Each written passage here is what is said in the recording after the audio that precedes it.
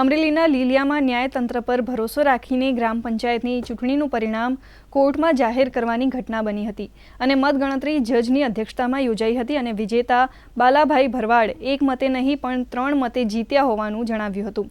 તાલુકા વિકાસ અધિકારીએ જણાવ્યું હતું કે વાઘણિયા ગ્રામ પંચાયતની ચૂંટણી 2021ના ડિસેમ્બરમાં થઈ હતી, જેમાં બાલાભાઈ ભરવાડ અને રમેશ ઉનાવા વચ્ચેના જંગમાં રમેશ ઉનાવા હારી ગયા હતા।